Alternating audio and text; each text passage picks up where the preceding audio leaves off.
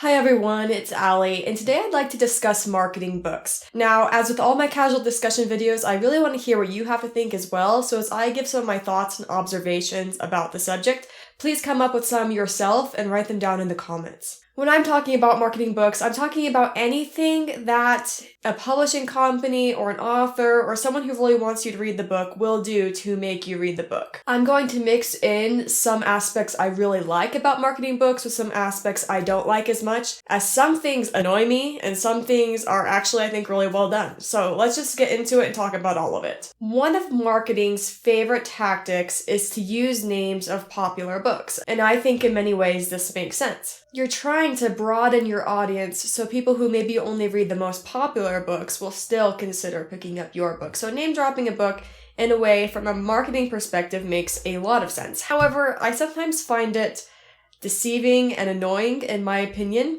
For example, if you look at the original cover of Throne of Glass, you're going to see that originally said for fans of Game of Thrones. Now, Game of Thrones is one of the most popular books to be name-dropped because it was a fantasy series that has done very well for itself, even becoming a TV show. People who haven't read Game of Thrones still know what Game of Thrones is, so they will be able to make a connection between the book they're considering reading that says like Game of Thrones and the series or TV show that they know a lot about. However, if you've both read George R.R. Martin and Sarah J. Maas, as I have, they're not similar. I would not say that Throne of Glass is necessarily for fans of Game of Thrones. I happen to be a fan of both, but I wouldn't really put them in the same category. But for marketing's purposes, they're often doing this thing where they compare two books that aren't very similar at all, so that you start to associate what you know with something new. I came across a really interesting example the other day of this when I was reading The Dragon Republic, and I just looked casually at the back of the cover, as you may do sometimes when you get too exhausted to keep reading. And on the back of The Dragon Republic, there is quotes they have here about the Poppy War, hopefully convincing people to pick up this or the previous book, The Poppy War. And one of the quotes that they choose to include on the book says, "The Poppy War was the best fantasy debut of 2018. It is basically this year's Harry Potter." And while I know what they're saying is that it's a really good fantasy book that came out this year, just like Harry Potter was a very good fantasy book that came out its year, but by name-dropping Harry Potter, it's making this assumption that there's some similarity between the Poppy War and Harry Potter. And I mean, there really isn't. I guess the Poppy War would be Harry Potter plus war crimes, rape, heavy drug use, and genocide targeted for adults. So by just name-dropping a title of a successful book that's completely irrelevant other than being fantasy, it kind of makes me feel like it's almost manipulative. But I always go back and forth with these things, because if it gets people to read the book, it's good to get people to read new books. So I get that part. However, I think it can be done well. With that same Harry Potter example, I think Harry Potter being name-dropped on the Poppy War is a terrible choice, but I read a book last year called The Caught a Witch that I'm sure a lot of you have read and heard of, and that book has a quote on it, at least the copy I was reading, that said it's a Nigerian Harry Potter. And that I thought was a lot more appropriate, because that book is following young young adolescents, the same age group as Harry Potter, as the protagonist does not know about her magical powers through juju, or I don't remember the details. And she comes to know about her magical powers, and she, hangs out with a bunch of people who are her age, that are at that age range. They learn about magic. They fight against a big bad guy. That, I thought, it's similar enough to where I can at least see the justification of a Nigerian Harry Potter. So I think name-dropping sometimes is good if it actually fits what's being name-dropped, and I think it just happens so often that it very rarely is a good fit. There's another strain of the same thing that I see often where it's not necessarily just a name drop, but instead it's explaining a new book using a combination of other really well-known books. And it's almost in place of a summary. They say something along the lines, you should read this book because it's a mix of this popular book with this popular book. And then people who have read those popular books immediately become intrigued. So it's a very effective technique. It's also one where I feel like sometimes it works, sometimes it doesn't.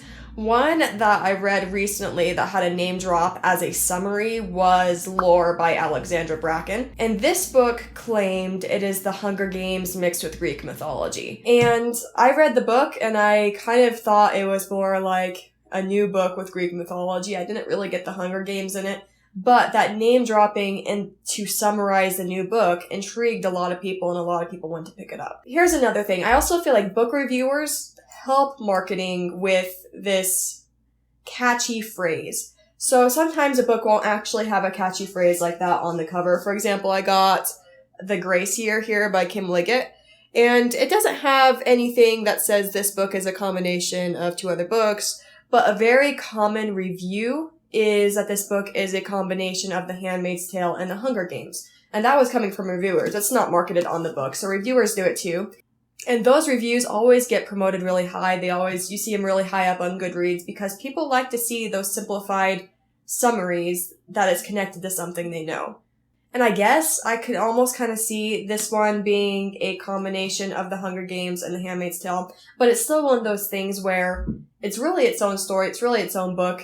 Going into it like that might get you to pick it up at first, but then it ends up being something completely different in a way. So it's such a balance for me. I guess I'm okay with doing it, but it does annoy me when it is really off or really overdone. Let me know what you think on both name dropping other books to get people to pick up new books and using the name of another book to summarize a book. Now, one strategy I actually like quite a bit that has the same effect of name dropping but feels more substantial and makes me actually like the look of the marketing is when you have an author that's popular review another author's work, and that goes either on the cover or on the back or something like that. One that I got on my shelf is one I'm actually starting to read this week, and that is The Assassin's Apprentice by Hobb. Now, clearly this book is already popular in its own right at this point, but on this copy of it, you have a review from George R. R. Martin. It doesn't say just like Game of Thrones. That at this point annoys me. But it says, in today's crowded fantasy market, Robin Hobb's books are like diamonds in a sea of zircons. George R. R. Martin. This has two really great elements to it. It's dropping a big author, so it's helping out whoever wrote the book in question. And at the same time, George R. R. Martin is using terminology that she must use in her book. So it makes you almost intrigued. Like, what's a zircon? What does this mean? And that is found out when you read the book. So it intrigues you into the actual story rather than making you think too much of another story. I don't read this and think Game of Thrones. I read this and think, oh, a really good fantasy author found some elements in this book really intriguing. I'll finally get off the topic of name dropping and using other people's books and author names. And let me get a little bit into covers and what covers do for marketing. So one example I've seen of covers recently being changed, and a lot of people have noticed this is the original cover to A Court of Thorns and Roses. You have, a young girl, half her face, some crazy outfit. It looks very YA because YA books generally will have the main character on the book like this, especially if it's a strong female. I mean, let's take a look. This is The Kiss of Deception. Another YA book with a strong female on the cover. Wicked Fox, a girl on the cover. I mean, it happens a lot. I don't think I have enough YA books to really show you the pattern, but it's pretty common. If you've seen them, you know it's a pretty common thing. And then, in the last few years, this is the old version, they just changed the cover to look like this. And the new cover is very basic. It's very just like patterns, and patterns like that are usually what you're going to see on adult fantasy novels. So, I mean, even if you just look at basic, like one of the Song of Ice and Fire books, Dance of Dragons, pretty basic. This is pretty common for adult fantasy. So by changing the cover, you can tell that whoever's trying to market this book is trying to market it to a different audience than the original intended audience. I personally pick up books that are marketed as YA and books that are marketed as an adult, so I think I would pick up either cover. But I don't know, what do you think about marketing to specific age groups? Do you think that it's a good tactic and really helps sell books? Do you think that maybe, here's another thing. If an author goes in with the marketing in mind, do they purposefully try too hard to make their book either feel YA or feel adult? Is that something that's consciously in their minds? If you're an author, let me know if that's something you even consider. And do we oversimplify, or could younger people really enjoy adult books and maybe adults really enjoy younger books designed for younger people? Let me know what you think about marketing for different age groups. I'm still putting my thoughts together on that. But I mean, another thing that I really love, and this is just really simple, but I really love putting effort into your covers. So here's like, Words of Radiance by Brandon Sanderson. I think the artwork on the Stormlight Archive is beautiful. I feel like, I personally like something that goes more out there with the artwork over the simplistic cover. But I wonder which one is more accessible to people who don't usually read. Because, these are two very different approaches to marketing. This approach is saying, you love fantasy, this is a big, giant, epic fantasy series, this is for you. It's kind of already trying to market it to people who already kind of self-identify as loving fantasy. Whereas this one is trying to market it to like a wider audience, I almost feel like. And here's like one of my evidences for that. If you remember when Game of Thrones was really getting popular, the TV show and the book series, one of the phrases they often used in marketing was fantasy for people who don't like fantasy. So they're basically saying fantasy for people who aren't nerds, fantasy for people who didn't play Dungeons and Dragons growing up, fantasy for the normal person. Game of Thrones is just fantasy. If you like Game of Thrones, if you like A Song of Ice and Fire in general, chances are you like fantasy.